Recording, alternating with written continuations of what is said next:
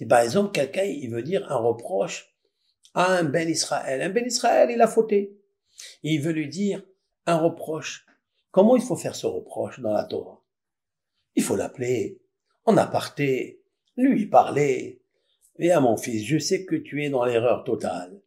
Mais tu vas me dire de quoi je me mêle. De quoi je me mêle? C'est vrai. Tu es libre arbitre. Dieu t'a donné libre arbitre. C'est vrai. Mais il est écrit dans la Torah, dans le passage de Mont Sinaï, que le peuple d'Israël est devenu garant un sur l'autre. Sur tous les 613 mitzvot, 248 lois positives, 365 lois négatives, nous sommes responsables et garants l'un de l'autre. Très bien. Alors, je suis obligé de te dire, mon cher ami, viens, mais en cachette. Comme il est marqué dans la Torah, Parashat Kedoshim, Kedoshim Tiyu, soyez saints, soyez élevés comme Dieu. Séparez-vous de tout mal, séparez-vous du mensonge. Eh bien, c'est marqué là-bas, reproche et reproche, même 100 fois. Même, ça veut dire, fais la démonstration à ton camarade et dis-lui, tu sais ce que tu as fait, ce que tu es en train de faire, c'est pas bien. Et démontre-lui ça. Explique-lui ça. Velo tissa alav het. La Torah, elle dit, attention de ne pas recevoir un péché à cause de ce reproche.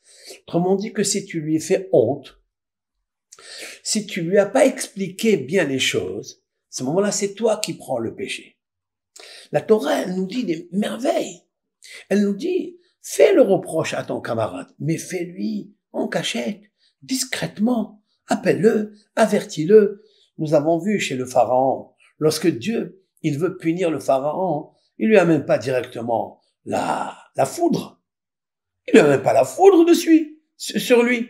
D'abord, il l'appelle. Il lui dit, voilà, dans une semaine, je te laisse une semaine de réflexion. Fais ça, fais ça, fais ça, fais ça, fais ça, fais ça. Et on voit. Et si tu veux pas, alors à ce moment-là, pourquoi il fait ça à Kadosh Baruch Hu?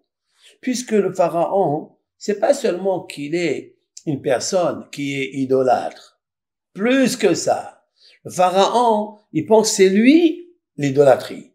C'est lui le Dieu. C'est lui qui s'est créé.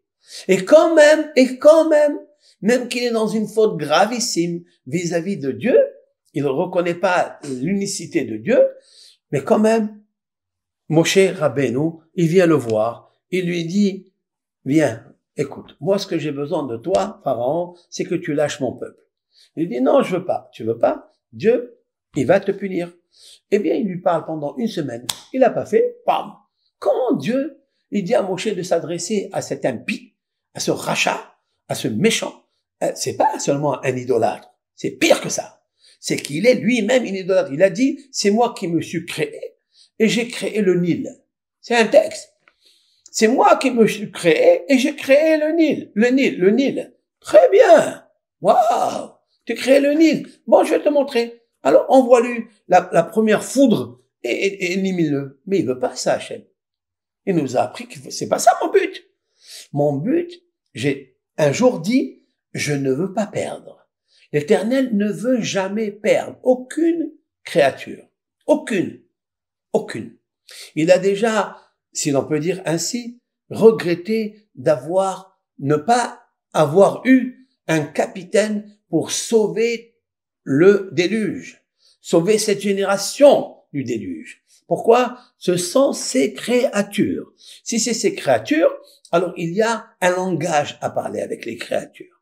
Ah, il a fait l'idolâtrie. Ah, il est idolâtre lui-même. Mais c'est lui-même l'idolâtrie, plus encore. Quand même, Akadosh Baruch Hu, il dit, le émet, c'est de ne pas jeter l'autre. Le émet, c'est d'expliquer à l'autre. Regardez Hachem, comment il est émet, comment il est vérité. Normalement, la vérité, c'est pas ça. La vérité, c'est une justice. T'as fait comme ça, eh ben, je te punis. Ben, Dieu, il fait pas ça. Dieu, il complètement. Alors, des fois, on pense qu'on est dans la vérité et on plonge complètement dans le shaker du Yitzhak. Parce que cette vérité qui est dite, Si vraiment c'était une vérité, pourquoi t'as pas parlé avec ton camarade, avec gentillesse? Alors, il a fait un péché, qu'est-ce qu'il y a? Alors parle-lui, explique-lui. Mais ne lui dis pas ça en public.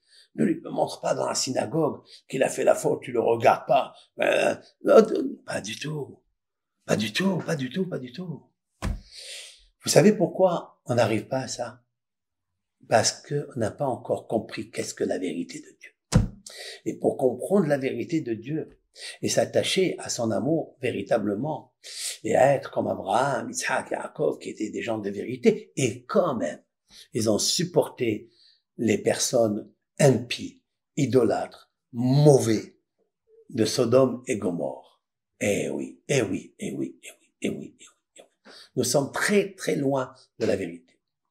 Alors, quand on analyse et expliquer le Savad de Vardog, en vérité, c'est une vérité, mais elle est mélangée avec le sheker, avec le mensonge. Parce que tu veux attirer, tu veux avoir, en fait, un intérêt par cette vérité que tu es en train de dire.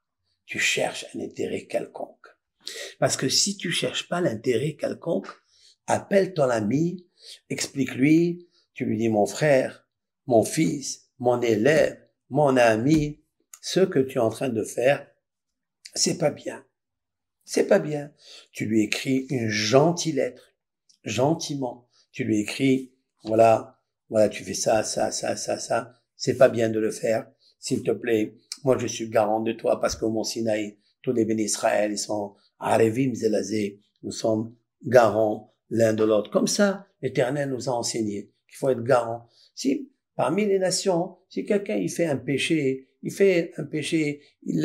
il transgresse les lois noahiques ou noahides. Est-ce qu'il y a quelqu'un qui lui dit, arrête de faire ça? Non, ne fais pas ça. Il le laisse. On n'a jamais vu, deux Bnei Noach qui se disputent parce que l'autre il lui a dit, enfin, il peut lui dire un petit mot, mais l'autre il va lui dire stop. Il va se stopper. Dans la Torah, non. La Torah, elle a dit une phrase, j'explique. Tu dois faire le reproche à ton camarade même 1000 fois, même 100 fois, même 1000 fois, jusqu'à ce qu'il te frappe. Jusqu'à ce qu'il te frappe, disent nos sages. S'il te frappe, ça veut dire qu'il est devenu lui-même mauvais. Donc, le Nitsutsa Kedusha, l'étincelle qu'il a, ce juif, elle l'a perdu. On a essayé ça. T'as essayé ça avec ce camarade? T'as pas essayé ça. T'as pas essayé! Alors, très, très attention.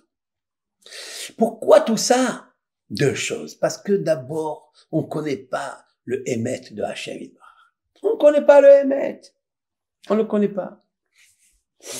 L'Éternel, même s'il est juste, même s'il est véridique, mais dans sa véracité, dans sa vérité, il y a une grande part de la lumière qu'il doit éclairer celui qui est dans le mensonge.